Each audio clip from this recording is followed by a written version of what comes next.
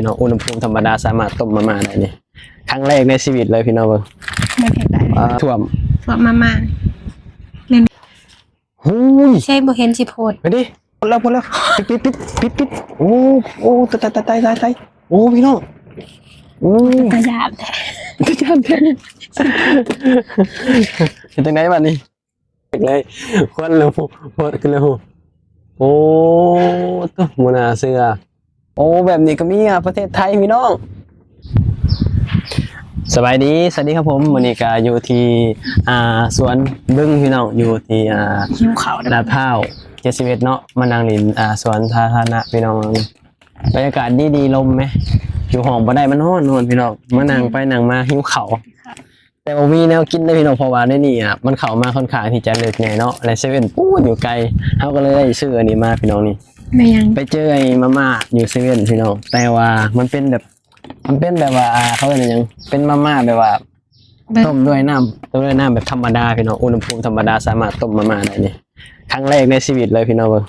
ไม่เผ็ดได้บ่เคยนี่พี่น้องเป็นมาม่านี่สามารถต้มแบบว่าด้วยน้ำธรรมดานี่น้ำเปล่าธรรมดานี่ดูบ่เคยจักเทื่อไหมถือว่าเป็นครั้งแรกมันก็มีให้ครบเลยนี่เนาะอันนี้เครื่องปรุงพี่น้องอันนี้ปรุงมันนี่เดี๋ยวเราสิลองมาต้มเบิ่งว่ามันสิเป็นยังไงบ่เคยจักเทื่อแกจังได๋ล่ะบาดนี้แกยังไงบาดนี้เอาเดี๋ยวแล้วแกยังไงนี่เอาล่าสุดแกบ่เป็นพี่น้องนี่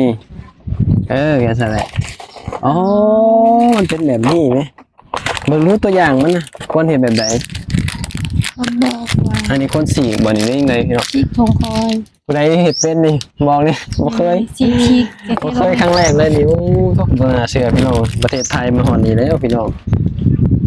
ต้มมาม่าสีเลยบ่ต้มมาม่าโดยที่บ่ใส่น้ำร้อนก็มีบาดนี่สิเป็นจังไดนี่บ่สิอันเด้อถุงนี่ขยะเก็บเด้อต้องรักษาความสะอาดในสวนสถานที่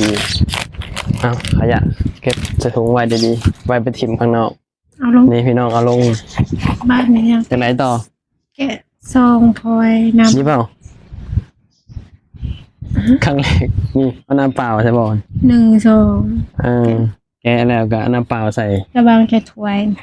เอาน้ำเปล่าใส่เลยบ่แล้วก็เอาน้ำเปล่าสีแกะบะหมี่เครื่องปรุงเติมน้ำลงแกะตัวนี้บ่เอาแล้วพี่น้องเบิ่งบ่เคยจักเทื่อมั้ยเคยเห็นได้ยินคนเว้าอยู่แต่ว่าบ่เคยสิชุบบ่แต่แล้วบ่ฮู้ว่าบ่เคยอยู่ครั้งแรกจับจูนเลยนี่ขยะเอาเก็บดีๆเอาบัดนี้เอาเครื่องนี้ใส่บ่เอาเครื่องปรุงใส่บ่แกะซองพลอยแกะซองพลอยความร้อนออกมาสิได้กินบ่พี่น้องเอาเบิ่งมันได้กินบ่นี่แกะแล้วได้เนาะใส่ไม่เอานี่เครื่องปรุงใส่มาม่าก่อนเนาะแกะเลยบ่นี่ครั้งแรกในชีวิตต้มมาม่าบ่ใส่น้ำร้อนนี่โอ้ยแกะให้มันกว้างๆเลยระวังเกี่ยวเท้าตาต้มผัดเท้าตาข่อยซะเนาะโ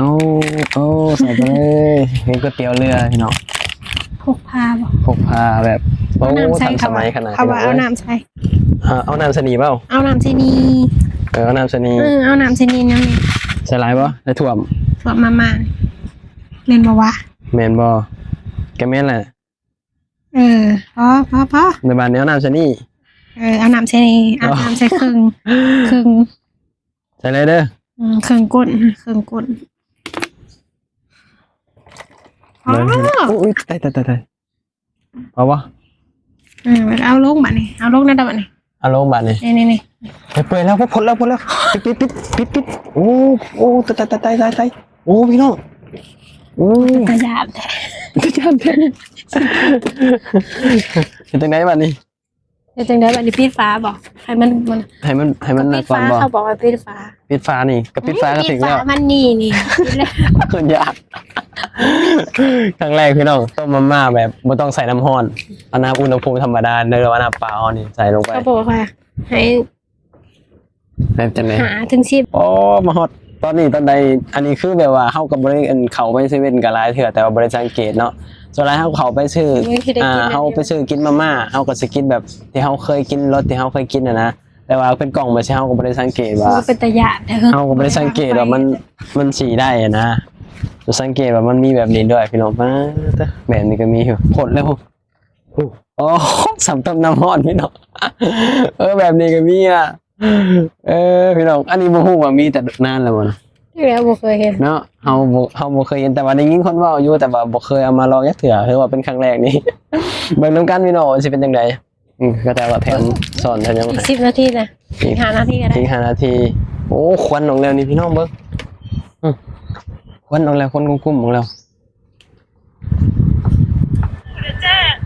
โอ้แบบนี้ก็มีอ่ะเฮ้ย เป็นตะยะแหละ แบบสิมันก็เอาให้ไปหันไปนี่ก็สบายตัวนี้เนาะบ่ต้องแบบว่า มีแค่น้ำเปล่านี่จบเลย มีแค่น้ำเปล่าพี่น้องสามารถกินมาม่าได้บ่ต้องต้มน้ำร้อนนะพี่มันสิกินได้หมดนี่ มันสิเป็นหยังหมดนี่ ครั้งแรกมันอาจจะมีนานแล้วแหละแบบนี้เฮาอาจจะบ่ฮู้ไปสินะเฮาบ่ได้คอยสนใจแล้วก็บ่ได้ใส่ใจนะพี่น้องแต่ว่าถือว่าเป็นครั้งแรกไปสินะคือมื้อนี้เฮามาอยู่สวนในสถานที่แบบนี้มันหากินยากเฮาก็เลยว่าเห็นแต่มาม่าเลยพี่น้องแล้วเฮาคิดว่ามาม่าแบบจังสิสามารถแบบว่า เอาไปกินแบบนั้นได้ก็เลยเบิ่งมาว่ามันสามารถแบบต้มด้วยน้ำเปล่าๆได้ก็เลยจับเอามาก็เลยมาลองเบิ่งถือว่าเป็นครั้งแรกนี่อุ้ยฮ้อนมั้ยจะจับเบิ่ง ไม่เอายะ ฮ้อนอีหลี ยะ